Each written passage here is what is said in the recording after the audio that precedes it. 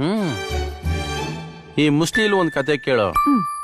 ಈ ಹೆಬ್ಬೆರಳು ಇದೆಯಲ್ಲ, ಇದು ಪೇರೆಂಟ್ಸ್ ನ ರೆಪ್ರೆಸೆಂಟ್ ಮಾಡುತ್ತೆ. ಓ, ಈ ತೋರ್ ಬೆರಳು ಸಿಬ್ಲಿಂಗ್ಸ್ ನ ರೆಪ್ರೆಸೆಂಟ್ ಮಾಡುತ್ತೆ. ಸಿಬ್ಲಿಂಗ್ಸ್ ಅಂದ್ರೆ ಅದಾ? ನಿನ್ ತಲೆ ಅಲ್ಲಿಗೆ ಹೋಗುತ್ತೆ ಯಾವಾಗ್ಲೂ. ಸಿಬ್ಲಿಂಗ್ಸ್ ಅಂದ್ರೆ ನಮ್ ಜೊತೆ ಹುಟ್ಟಿದವ್ರಿಗೆ ಹೇಳೋದು.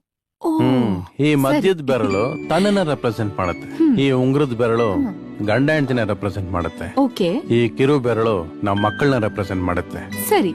ಈಗ ನೋಡು, ಎರಡು ಅಂಗೈನ ಮುಖಾಮುಖಿ ಇಟ್ಕೋ.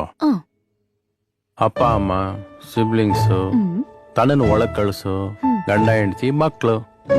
ಓಕೆ, ಈಗ ತಂದೆ ತಾಯಿ ಇವರು ನಮ್ಮಿಂದ ದೂರ ಆಗೇ ಆಗ್ತಾರೆ ಅಲ್ವಾ? ಸಿಬ್ಲಿಂಗ್ಸ್ ಇವರು ನಮ್ಮನ್ ಬಿಟ್ಟು ದೂರ ಹೋಗ್ತಾರೆ ಅಲ್ವಾ? ನಮ್ಮ ಮಕ್ಕಳು ಮದುವೆ ಮಾಡ್ಕೊಂಡ್ಮೇಲೆ ಇವರು ದೂರ ಹೋಗ್ತಾರೆ ಅಲ್ವಾ? ಅದೇ ಈ ಗಂಡ ಹೆಂಡತಿ ಸಂಬಂಧ ಇದೆಯಲ್ಲ, ಇವ್ರನ್ನ ಬೇರೆ ಮಾಡಕ್ ಟ್ರೈ ಮಾಡು.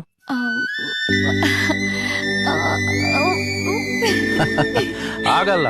ಈ ಗಂಡ ಹೆಂಡತಿ ಸಂಬಂಧ ಹೇಗೆ ಅಂದ್ರೆ, ಯಾರೇ ಬಂದ್ರು ಅವ್ರನ್ನ ದೂರ ಮಾಡಕ್ ಆಗಲ್ಲ. ಸಾಯೋವರ್ಗು ಜೊತೆಲೇ ಇರ್ಬೇಕು.